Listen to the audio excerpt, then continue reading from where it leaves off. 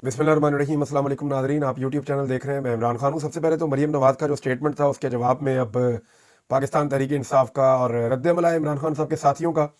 मरीम नवाज़ ने स्टेटमेंट दिया था कि इमरान खान साहब खत लिख लिख कर जो है वो कुमन्नतें कर रहे हैं और वो ये कह रहे हैं कि अल्लाह के वास्ते मुझे बचाओ। इस किस्म की बातें उन्होंने मरीम नवाज़ साहिबा ने की थी। ये सियासी बातें हैं, वो लोग भी सब जानते हैं कि इमरान खान कहाँ खड़ा है। इमरान खान वहाँ खड़ा है जहाँ मरीम नवाज़ के वालिद अपनी पूरी ज़िंदगी खड़े नहीं हो सके। यानी मियाँ नवाज शरीफ के ऊपर जब भी कभी मुश्किल वक्त आया उन्होंने डील मारी और पाकिस्तान से निकल गए। और वो तो वीडियो अभी भी मौजूद है जब मरीम नवाज़ खुद भी इंटरव्यू दे रही थी, मरीम नवाज़ की वालिदा मरहूमा भी इंटरव्यू दे रही थी और ये सारा साजो सामान इकट्ठा करके बक्सों में कीमती सामान डाल के तो पाकिस्तान से सऊर पैलेस जा रहे थे जद्दा में। और उसके बाद दोबारा हमने देखा कि कैसे मियाँ नवाज शरीफ जो है उनको प्लेटलेट्स नीचे गिरा के और कई सालों के लिए बरतानिया भिजवा दिया गया। तो ये पाकिस्तान से चले जाते हैं जब भी मुश्किल वक्त आता है, खड़े नहीं होते, तो लिहाजा इनको बाकी लोग भी अपने जैसे ही लगते हैं। साहबजादा हामिद रजा साहब ने इंकशाफ किया कि इमरान खान साहब को एक बड़ी ऑफर भी की गई थी और मरीम नवाज के जवाब में किया है। वो कहते हैं हज़ारों ख्वाहिशें ऐसी कि हर ख्वाहिश पे दम निकले। मरीम नवाज की ये ख्वाहिश पूरी नहीं होगी कि इमरान खान अपनी रिहाई के लिए मिन्नत समाजत करे। अलबत्ता खान से अडियाला जेल में ये मिन्नत ज़रूर की गई है कि आपकी नाअहली 3 माह में ख़त्म कर दी जाएगी, आप अपने रवैये को तब्दील करें। लेकिन इमरान खान ने इनकार कर दिया। एक तो नादरीन ये है, और एक और स्टोरी जो है वो बड़ी इंपॉर्टेंट है जो फैसल वाडा साहब ने दी है। फैसल वाडा साहब का ये दावा है कि जनरल बाजवा ने मार्शल लॉ लगाने का पूरा फैसला कर दिया था। पहले जरा वो खबर देखते हैं, फिर मैं आपको बताता हूँ कि ये बयान उनका क्यों ठीक है और क्यों दुरुस्त है। उस वक्त जनरल बाजवा के खिलाफ फैसल वाडा के मुंह से एक लफ्ज़ नहीं निकलता था या उनकी पॉलिसीज़ के ऊपर ये तनकीद करने की जरूरत नहीं करते थे। लेकिन अब फैसल वाडा साहब जो है वो बड़ा खुल खुलाकर कह रहे हैं कि जी जनरल बाजवा तो मार्शल लॉ लगाने वाला था। हालांकि ये बात ठीक है, जनरल बाजवा मार्शल लॉ लगाने वाला था क्योंकि उसको एक्सटेंशन चाहिए थी। जनरल बाजवा ने इमरान खान की हुकूमत को गिराया अपनी एक्सटेंशन के लिए, क्योंकि उन्हें आइडिया हो गया कि इमरान खान एक्सटेंशन नहीं दे रहे, तो उन्होंने दूसरी जमातों के साथ गेम डाल ली। जब इमरान खान साहब को ये पता चला कि इन्होंने खेल खेल दिया है तो इमरान खान साहब ने कोशिश की कि जनरल बाजवा को समझाएं कि मुल्क का नुकसान ज्यादा हो जाएगा, भी एक्सटेंशन का ही रोल है तो ले लो, मेरे से ले लो।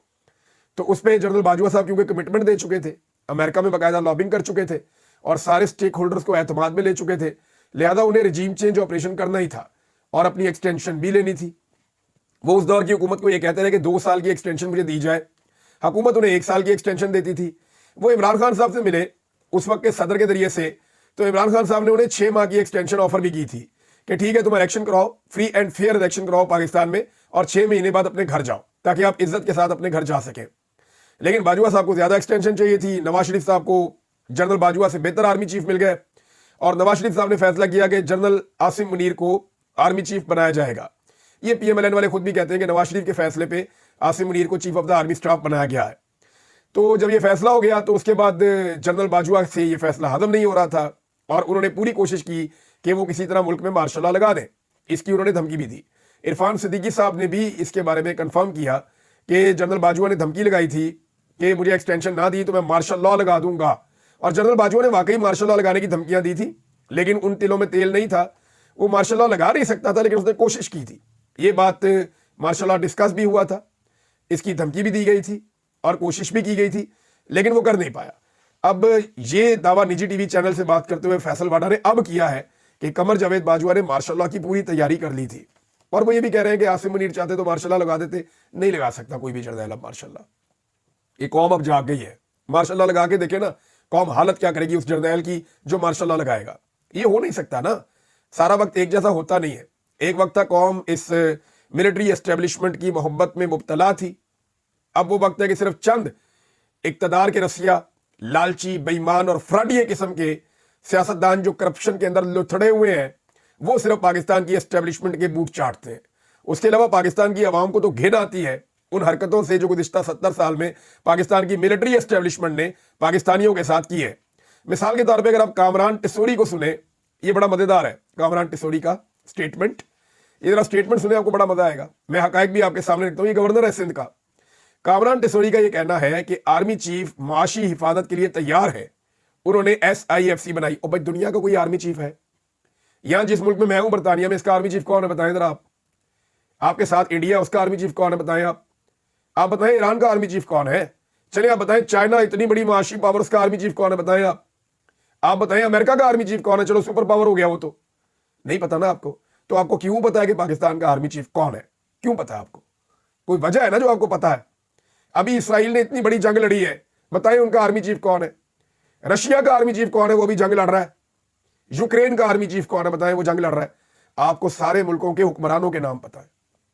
वहां नरेंद्र मोदी है, वहां डोनाल्ड ट्रंप है, वहां पे जो है वो नेतन्याहू है, उधर पुतिन है, और हर तरफ आपको नाम हुक्मरानों के पता चलते हैं। आपको ये पता नहीं चलता कि वहां पे आर्मी चीफ कौन है। लेकिन ये देखे ना, वो कह रहे जी मईशत ठीक कर रहे हैं आर्मी चीफ। उनका क्या काम है मईशत के साथ? भाई मईशत को वो ठीक करेगा जिसने इकोनॉमिक्स पढ़ी होगी, जिसने उसके अंदर उसका तजुर्बा होगा कई सालों का, कई दहाइयों का, वो मईशत ठीक करेगा ना। आर्मी चीफ कैसे करेगा? उनका तो तजुर्बा बंदूक के साथ है। फिर अगला, SIFC में तमाम दोस्त ममालिक सरमायाकारी कर रहे हैं। पाकिस्तान के 50 साल की कम सरमायाकारी का रिकॉर्ड टूटा है, ये कारनामा है।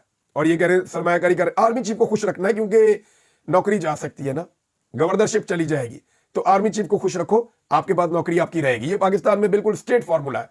आप आर्मी चीफ को खुश रखें, आप निगरान वजीर आजम बन जाएंगे। आप आर्मी चीफ को खुश रखें, वो आपको वजीर आला बना देगा। आप आर्मी चीफ को खुश रखें, वो आपको MNA बना देगा। आप आर्मी चीफ को खुश रखें, वो आपको सेनेटर बनवा देगा।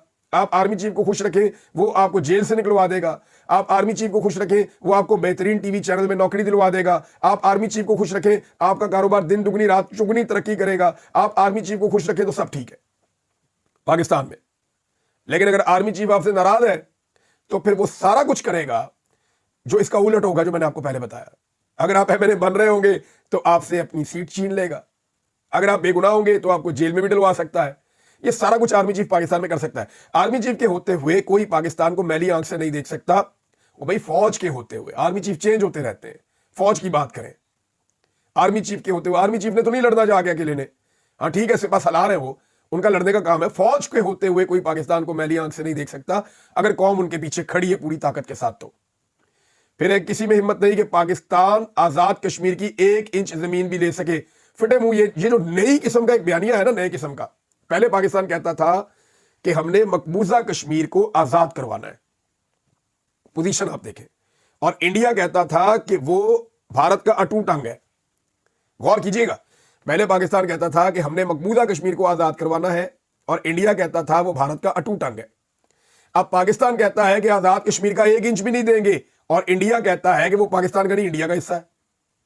कैसा फर्क आया, शिफ्ट आया पॉलिसी के अंदर। ये गवर्नर ने उसी चीज को दोबारा से बयान किया है। नाज़रीन, पाकिस्तान तहरीक इंसाफ ने 22 मार्च को मीनार पाकिस्तान पर जलसे के हवाले से DC लाहौर को एक मरतबा फिर दरखास्त दे दी है। और ये दरखास्त अब 1 महीना पहले दे दी है। रमजान है 22 मार्च को।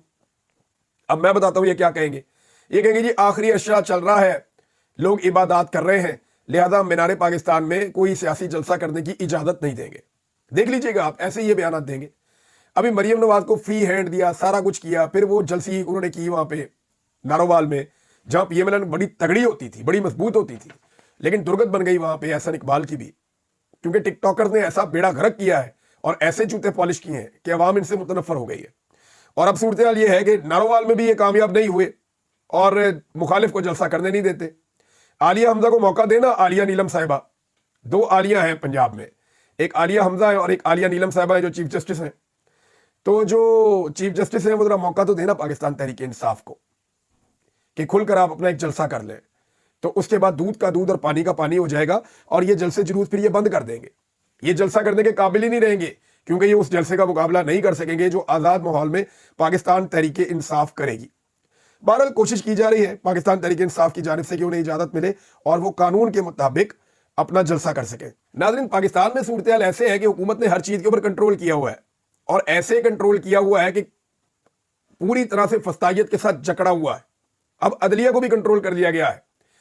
दानियाल अजीज ने इसको बड़े जबरदस्त तरीके से एक्सपोज किया है। दानियाल अजीज साहब जो है वो पहले PMLN में होते थे। अब वो ये कहते हैं कि इस्लामाबाद में एक जज ने 3 हलकों का रिकॉर्ड मंगवाया और इन्होंने पूरी हाई कोर्ट ही उधेड़ कर रख दी। अवाम एहतजाज के लिए आए तो फायरिंग कर देते हैं। ये टिकटॉक के मास्टर्स हैं, टिकटॉक इनकी बन गई है। ये जनाब दानियाल अजीज साहब ने कहा जैसे कि हमारे टिकटॉक ही बनी है, इनका तो और कुछ है नहीं, और टिकटॉक ही ये बनाते हैं, इसके अलावा तो इनको कुछ आता नहीं है। सईद बलोच साहब ने नाज़रीन एक बड़ा मजेदार ट्वीट किया और ये फैक्ट है, ये हकीकत है, जरा इसके ऊपर आप गौर कीजिएगा ना। शाहिद खाकान अब्बासी, मोहम्मद जुबैर, आसिफ करमानी, मेहताब अब्बासी, मिफ्ता इस्माइल, जावेद अब्बासी, इन समेत बहुत बड़े बड़े रहनुमा जो है वो मुस्लिम लीग नून को छोड़कर चले गए। चौधरी निसार अली खान भी चले गए और हमारा मीडिया जो है वो सत्तू पीकर सोता रहा। एक शेर अफजल मरवत को पार्टी से निकाला गया तो न्यूज चैनल्स के मोशन ही नहीं रुक रहे। मान लें फिर कि इमरान खान का नाम जिसके साथ मंसूब हो जाएगा वो भी सेलिब्रिटी और रहनुमा बन जाता है कि इस पर मुसलसल पूरे पूरे प्रोग्राम होने लग जाते हैं। निसार जट साहब ने इस पर एक स्टेटमेंट दिया है। निसार जट साहब वो शख्सियत है जिन्होंने फैसलाबाद में राणा सनाउल्लाह को शिकस्त दी और बड़ी तगड़ी शिकस्त दी है, यानी उनके मुंह से इन्होंने छीन कर लाए अपनी जीत, और वहां बहुत मुश्किल था। तो राणा सनाउल्लाह के लिए आपको पता पूरा निजाम जोर भी लगा रहा था। तो निसार जट साहब का भी शेर अफजल मरवत के लिए एक पैगाम आया। वो ये कहते हैं कि शेर अफजल मरवत ने अगर अपना कंडक्ट ठीक ना किया तो मैं इनको मशवरा दूंगा कि नवाज शरीफ के पास चले जाएं और दोनों बाप बेटा बैठकर मुझे क्यों निकाला का विर्द करते रहे और इसी पर गुजारा करें। ये जनाब निसार जट साहब ने स्टेटमेंट दिया है इस हवाले से। नाज़रीन, एक बहुत अजीबोगरीब स्टेटमेंट है और ये एक बड़े सीनियर पार्लियामेंटेरियन है जिन्होंने ये बयान दिया है। मैं तो हैरान हो गया था कि ऐसा कैसे कह सकते हैं। रहनुमा है नून लीग के कैसर अहमद शेख साहब, ये बड़े जीरक आदमी हैं, बड़े धीमे लहजे के आदमी हैं, लेकिन इन्होंने बयान दिया कि एस्टेब्लिशमेंट रियासत होती है और रियासत मां की हैसियत रखती है। मैंने आपको 2 दिन पहले बताया था आर्टिकल 7 कॉन्स्टिट्यूशन का क्या कहता है कि कौन है रियासत, और वहां तो बड़ा सिंपल है कि रियासत जो है वो कौमी असम्बली, सूबाई असम्बलियां, यानी पार्लियामान है वो आपकी रियासत होती है, कौमी और सूबाई हुकूमतें आपकी रियासत होती है, और उसके अलावा जो आपकी लोकल बॉडीज होती है वो आपकी रियासत होती है। इनको मिलाएं तो ये रियासत की डेफिनेशन है। इसके अंदर कोई एस्टेब्लिशमेंट का तो जिक्र है ही नहीं। तो एस्टेब्लिशमेंट को बिला वजह रियासत कहना जो है वो रियासत की तौहीन है। एस्टेब्लिशमेंट होती क्या है? मिलिट्री एस्टेब्लिशमेंट है ना एक्चुअली। तो मिलिट्री एस्टेब्लिशमेंट का मतलब यह है कि आर्मी चीफ और चंद लोग और बंद कमरा और उसके अंदर होने वाले फैसले वो एस्टेब्लिशमेंट के फैसले हैं। तो ये जो एस्टेब्लिशमेंट है ये रियासत कभी नहीं होती। ये रियासत के मुलाजमों की कुछ सोच होती है छोटी मोटी, इसको आप रियासत नहीं कह सकते। और मिलिट्री एस्टेब्लिशमेंट जो है उसके गलत फैसलों ने फिर तो आप सारा जिम्मा ही रियासत के ऊपर डाल रहे हैं कि सारे गलत फैसले रियासत के थे। भाई वो मिलिट्री एस्टेब्लिशमेंट के गलत फैसले थे, पाकिस्तान टूट गया। उनके गलत फैसले थे, हमारी मईशत तबाह हो गई। उनके गलत फैसले थे, हम गैरों की जंगों में चले गए। उनके गलत फैसले थे, पाकिस्तान में दहशतगर्दी आई। उनके गलत फैसलों से पाकिस्तान जो आगे बढ़ सकता था वो बहुत पीछे रह गया। यहां करप्शन हुई, बेईमानी हुई, गलत किस्म के सियासतदान आए, यहां पे मंडियां लगी, यहां पे लोटाबाजी हुई। ये सारा कुछ पाकिस्तान की मिलिट्री एस्टेब्लिशमेंट के गलत फैसलों की वजह से हुआ और लगातार होता चला जा रहा है। और ये उन्हीं के फैसले जो अभी तक गले पड़े हुए हैं। मिसाल के तौर पे सलमान अकरम राजा साहब ने अपनी जिंदगी का एक मुश्किल तरीन केस वो कहते हैं मैंने लड़ा है, जो मिलिट्री कोर्ट्स वाला है, और उन्होंने इस पर बड़ी मेहनत की है। अब ये भी मिलिट्री एस्टेब्लिशमेंट का फैसला था कि सिविलियंस को उठाओ, कुछ को डाल दो जेलों के अंदर, कुछ को भिजवा दो दहशतगर्दी की अदालतों में, और कुछ को अपने साथ ले जाते हैं और मिलिट्री कोर्ट्स के अंदर इनको सजाएं देते हैं। वहां सजाएं दी गई। इस पे सलमान अकरम राजा साहब कहते हैं कि पिछले 3 हफ्ते मिलिट्री कोर्ट का केस मैंने कॉन्स्टिट्यूशनल बेंच में खान साहब और 103 खानदानों के लिए लड़ा है। यह मेरी जिंदगी का अहम तरीन केस है। मैंने अपने तमाम करियर में किसी मुकदमे पर इतना वक्त और मेहनत सर्फ नहीं की। इस तमाम अरसे में मुझे हर रोज रकीक जाती हमलों का सामना करना पड़ा। वो भी ये समझते हैं कि वकील जिस तरह का केस लड़ रहा होता है उसी तरह का रद्द-ए-अमल आता है। बाद औक़ात अदालत के अंदर आता है, बाद औक़ात अदालत के बाहर भी आता है। तो जब आप एस्टेब्लिशमेंट की पॉलिसी के खिलाफ कोई केस लड़ रहे होते हैं तो फिर आपको रद्द-ए-अमल का सामना करना पड़ता है। ये वो रद्द-ए-अमल है। नाज़रीन, उधर चैंपियन ट्रॉफी शुरू हो चुकी है और पाकिस्तानियों को वीज़े नहीं मिल रहे दुबई के। एक तरफ बिलावल जरदारी का स्टेटमेंट आपको याद है कि पाकिस्तान चीन और अमेरिका की सुलह करवा देगा, ये नहीं इसमें पाकिस्तान अपना किरदार अदा करेगा, ना 3 में ना 13 में। वो मैं और कोई मिसाल देना नहीं चाहता, लेकिन इस हुकूमत की औकात ये है कि अमेरिका और चाइना की सुलह करवाने चले हैं और इनकी वजह से और इनकी हरकतों की वजह से पाकिस्तानियों के वीज़े बंद हो गए दुबई के, पाकिस्तानियों के वीज़े बंद हो गए ओमान के, और बहुत सारी जगहों पे पाबंदी लग गई है। अब मामला ये है कि वहां मैचेस हो रहे हैं, इंडियन शायकीन जा रहे हैं धराधर, बाकी मुल्कों के शायकीन आ रहे हैं बहुत बड़ी तादाद में।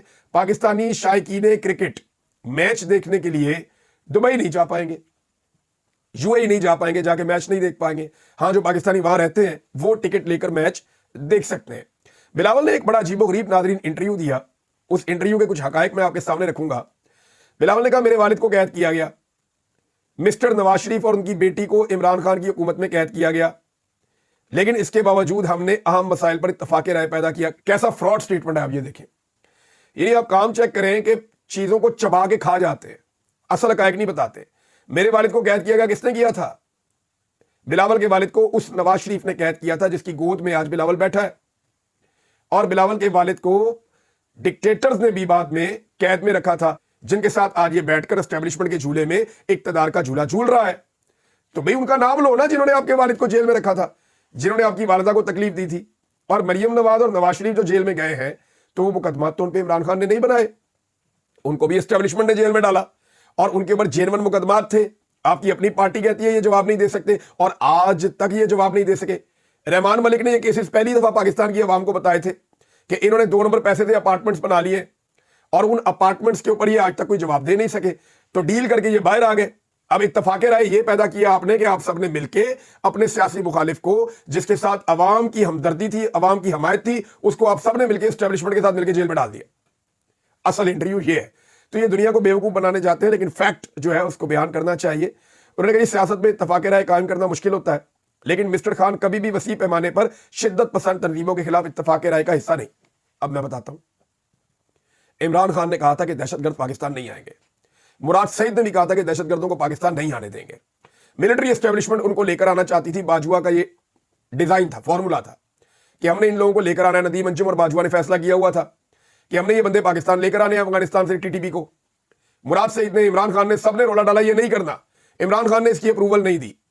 लेकिन जैसे ही बिलावल की हुकूमत आई, जब बिलावल ने कहा कि वेलकम टू पुराना पाकिस्तान, तो उसके बाद वो वेलकम सिर्फ पुराना पाकिस्तान के लिए नहीं था, वो उन टीटीपी के लोगों के लिए, दहशतगर्दों के लिए भी वेलकम था, जिन शिद्दत पसंदों को बिलावल के अब्बू और बिलावल के बड़े यानी नवाज शरीफ, शहबाज शरीफ और उस वक्त जो इनके सियासी अब्बू थे जनरल बाजवा, ये सारे मिलकर जो है वो वापस लेकर आए टीटीपी को। और उसके बाद से लेकर अब तक दहशतगर्दी रुक ही नहीं रही। इमरान खान के खाते में डालते और बेशर्मी है ये। उसके दौर में एक भी बंदा वापस नहीं आया। ये सारे बंदे शहबाज शरीफ, बिलावल, नवाज शरीफ, जरदारी, जनरल बाजवा, जनरल नदीम अंजुम, ये सारे मिलकर वो बंदे पाकिस्तान में लेकर आए और उन्होंने पाकिस्तान के अंदर दहशतगर्दी और तबाही फेरी और अब तक फेर रहे हैं। नाज़रीन, कोई भी चीज ये हुकूमत सीधी कर नहीं पा रही। मईशत के हालात ये हैं कि वफाकी हुकूमत ने $4.5 अरब से ज्यादा का कर्जा गुज़िश्ता 7 महीनों में लिया है और अगर इसी अंदाज में ये कर्जा लेती रही तो ये 8 से 9 अरब डॉलर का कर्जा ले लेंगे एक साल में। ये कर्जा उतारना किसने है और ये पैसा खर्च कहां पे कर रहे हैं? क्या किसी को आइडिया है कि ये पैसा कहां जा रहा है, किस जगह खर्च हो रहा है?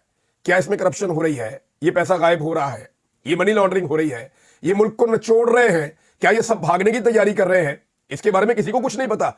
लेकिन $4.5 अरब से ज्यादा की रकम गुज़िश्ता 7 महीनों में इन्होंने कर्जा ले ली है और लगातार पाकिस्तान के कर्जे ये बढ़ाते जा रहे हैं। इमरान खान के दौर में तो आपको नजर आता था ना, कोई डैम बन रहा है, कोई सड़क बन रही है, कोई प्रोजेक्ट चल रहा है, कोई काम हो रहा है, कोई नए अस्पताल बन रहे हैं, कोई हेल्थ कार्ड दिया हुआ है, कोई किसान आगे बढ़ रहे हैं। उस सारे काम हो रहे थे, फिर भी इतनी तेजी से कर्जे नहीं बढ़ रहे थे।